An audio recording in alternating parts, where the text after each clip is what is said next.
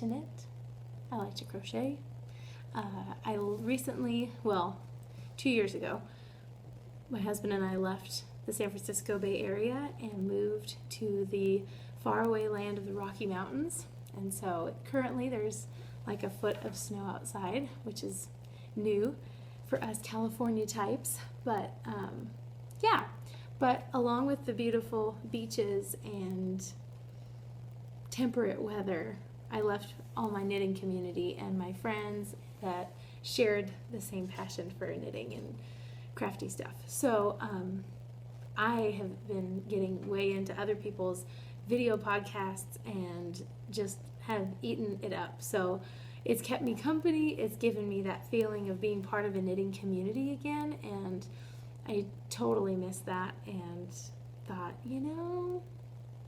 maybe I should just try a video and put one out there and just see if that is fun, something that I enjoy. And I thought I'd just test it out because I like to talk, I like to knit, and I thought this could be a happy combination. So, yeah. So I guess I'll just show a couple of, I think I'll do finished objects first. Now, some of these are more recent than others. I will confess that. So, last year my biggest knitting project was this reddish sweater, and it's a little large, but I kind of like it drapey. It's the Twins Raglan pattern by Kristen McGowan from the it's called More Top-Down Knits, and I love it because there's no seaming. It's all top-down construction from the raglan down to the ribbed edge. Hello. And yeah, I did this on just a simple acrylic, really soft though, acrylic, variegated yarn. Didn't plan on the Freddy Krueger, I don't watch horror movies, but whatever that scary guy from the 80s with the striped sleeves was. Didn't plan ahead for how the variegated would change the stripes, but I kind of like it. And my friend said that it looks like it's supposed to be that way, so I'm just going to believe them. Yeah, so that's number one. My second finished object is just a super simple, flat constructed knit cap. And this one just basically is knit flat, back and forth, with some decreases, and then I seamed it together up the back using a mattress stitch. And I like this. This was also very inexpensive, just fun acrylic yarn that I had lying around. I'll get to the fancier stashes later. And my last hat is this one that I love so much. It's with really bulky yarn, and I don't knit often with bulky yarn. But I think I'm gonna more, especially with the foot of snow outside. But this is just a simple cabled hat, and I did this one in the round. Yes, no seaming in the round. Nope, that's not true. I did do this flat and then I seamed it. And this one was just decreases in the purl fields in between the cables. And I didn't have a pattern for this one. I eyeballed it. I looked at a picture of a hat that looked like this, and I figured out how to make it work. So it was some trial and error, but it's kind of my version of trying to recreate a picture that I saw. So this one was kind of just a make it up pattern as I went, which was kind of fun, because eventually I'd love to get to writing patterns and producing that, but I don't know when and how, with work and everything, but someday. Yeah.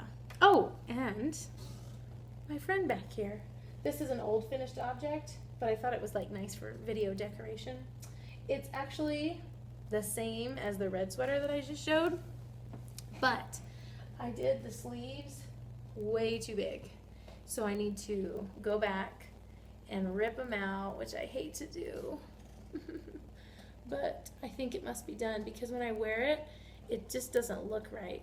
I don't mind the body being large, because it's like a big pullover, but I don't like how big the sleeves are. They're too big to be normal, even for a big sweater. So it's decorating my mannequin so she's not naked, while I put off ripping out the sleeves. But it will happen, and hopefully before this winter's over. Yeah, so things that I'm working on currently. I'm super excited, and I didn't mention this in my nervous, weird intro earlier, but I'm also interested in sewing and just started. My grandma taught me when I was maybe a freshman in high school, and our machine kept breaking and things just kept, kind of coming in the way of my progress. She was like a professional. She even did my aunt's wedding dress. She was amazing. And one of my best friends and just coolest people ever. But she taught me the basics, and then recently I just bought this little guy. I'm touching a sewing machine. And it's pretty chill. It's like a very simple Brother basic one, and I really like it a lot. Oops, I did not plan on moving that. No, nuts. Okay. But squeaky stools. We have very squeaky chairs. So, that was a nice little detour. But I bought this sewing machine, and it's really been so far, really handy and not jammy and finicky.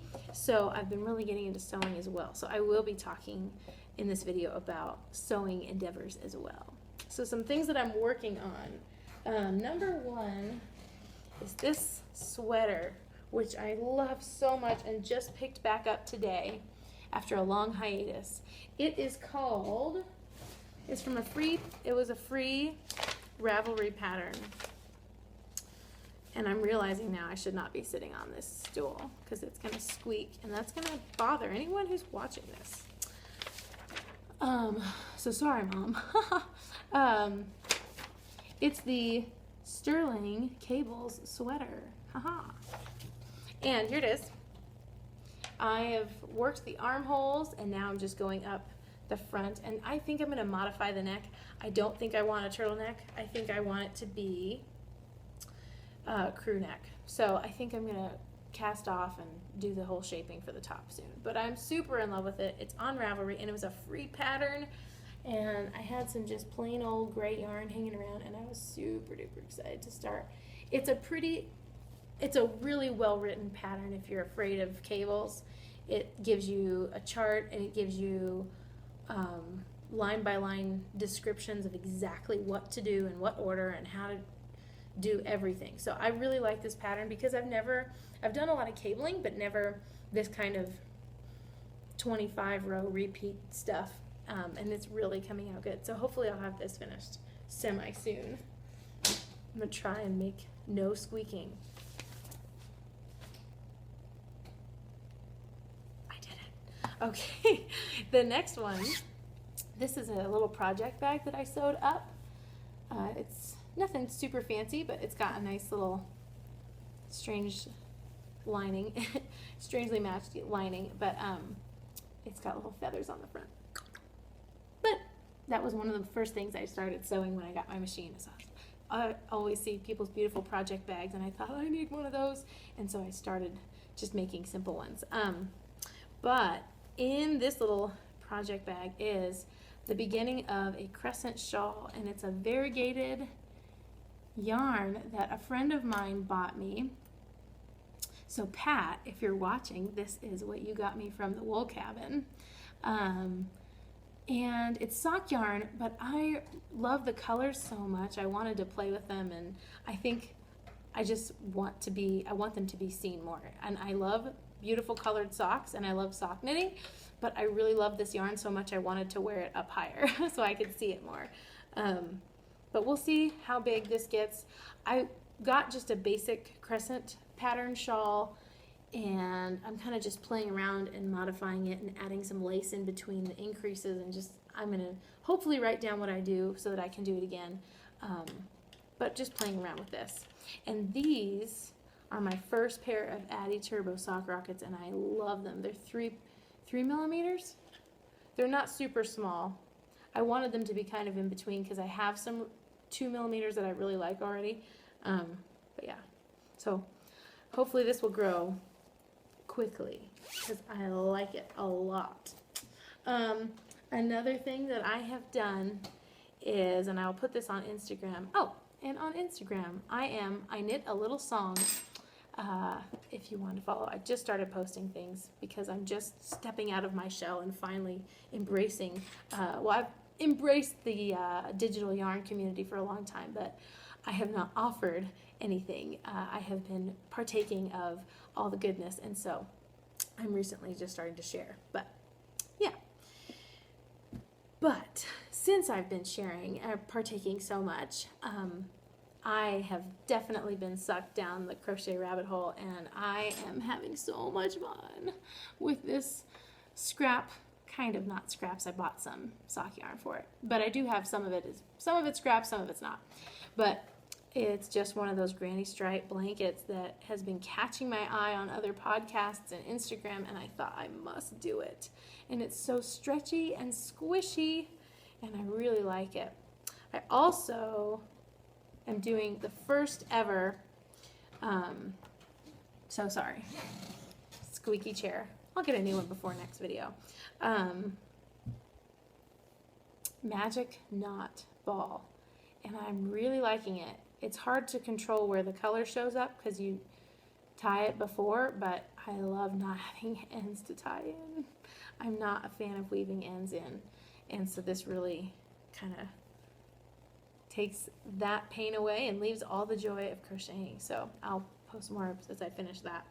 I also recently traveled, and this was really fun travel knitting because you don't have a pattern and you don't have directions and papers to crumple and take with you. It was just simple, pull it out and start crocheting on the plane and talking to people, and you don't lose patterns and lose track and then have to rip out. So I like this project a lot. Some things I haven't started yet. I got some vintage patterns and I'm so excited. I really can't wait to get started. I got these on sale at a local store. Super fun. I really love old school dresses and vintage fashion. Really looking forward to getting some fabric and building up my confidence before I tackle some of this. This one I'm close to doing. I've cut the pattern pieces out for the C and D layout, which is this one without the ruffle. It's these two. Yeah, I just don't know what fabric. I have some really fun cherry, like red cherries on a blue polka dot background, and I think that might be kind of vintagey and fun. But like I said, I think the confidence is there for this one, for the apron. I'm not quite ready for the dress, but I'm gonna get there, and I'm gonna get there soon. So yes, yeah. So those are the main things that I'm working on. Oh, there's one more. And squeak. I've got this fun variegated yarn, and I've really wanted to knit mittens, and I've never done it before. So now I have. So I kind of Frankenstein this pattern from what I know about socks. So I just pretended it was a sock until here. I played around with, Googling and YouTubing what a gusset is and how to make one for your thumb. I did what I think they were saying to do, then held those stitches and just kept going and decreased just like it was a sock. It came back and knit the thumb. So they're this is a half-finished object, actually, technically. But they're kind of cute. Good for sock puppeting. But yeah, so I'm currently on the second one, and it fits really well. It's cozy. I think I'm probably gonna, next time I do mittens, go with an actual pattern, but it was fun to make one up. And here's how far I am on little second twin. Not very far, but these knit up so quick. So this has been kind of a fun project. And these are the sock needles, the needles I prefer to do socks on. And they're just simple, I think like Susan Bates 2. They're nothing expensive or fancy, but for some reason they just feel really good. This summer I had a little bit of a scare with numbness and tingling in my hands, and that was like really scary for me because I also am a musician and I'm a music teacher and I play piano and I sing, and so the musician part of myself was concerned, the knitting part of myself was concerned, and then there's a third like X factor in that I'm a super deep sleeper, and I think I was hurting some nerves in my shoulders. So not knowing where any of that tingling and numbness came from was really kind of frightening, and I looked things up and I tried things, and the biggest thing was just I'd rest for a week. So I didn't play piano, and I didn't knit or crochet or anything for a week, and typing. No typing. So I kind of just wanted to get back to zero, fine motor skills, and just rest my hands and wrists, and then see what happened after, and just add them like back in one at a time. And I did, and the piano was fine, and the typing was fine, and the knitting was fine in small doses. But what I found, and this was shocking, is that knitting with a smaller gauge, smaller needle size, like socks and fingering weight yarn and sock yarn, was like just so much better on my hands. And then around August, September, so about 4 months ago, I realized as I was doing that, as I was knitting with smaller projects at a finer gauge, I realized that what I was doing that was hurting my hands was that when I knit, and let me see if I can show you this magic loopity loop. Okay, so when I knit, and so if anybody is struggling with that, maybe this will help. If not, maybe you'll just find it interesting. But the way that I knit, I'm a thrower, so I want to be continental, but I still can't seem to master it. So I hold my yarn in my right hand, and what I used to do was I used to tension my yarn with my pinky, and I would hold my hand out like this. Now I can see that that was not good, and there would be a lot of tension in my hand because of this constant pressing out motion to tension the yarn. So what I started doing with sock yarn is I finally started tensioning my yarn around my middle finger and keeping the motion much closer to the needles and keeping the work and everything closer to the points. And the motion was so much straighter, and there was a relaxed hand versus one that's like tense and out, which was causing wrist problems. So since I've been doing that, I haven't had any wrist problems or any numbness or tingling or any weirdness. So that has been awesome. So hopefully, at best, at least that, not best, yeah. If that is helpful to you, hopefully it is. That's great. If not, then maybe you're seeing how bad my technique was before. But yeah, that has been a huge, huge help, is just kind of relearning how to tension my yarn for my own hands, because they're pretty small and don't have a lot of space and tension to do that. So yes, that is my works in progress, I guess. So yeah, I think that there is one new piece of yarn goodness in my life, and I'm gonna go get it. I'll be right back. Squeak, squeak.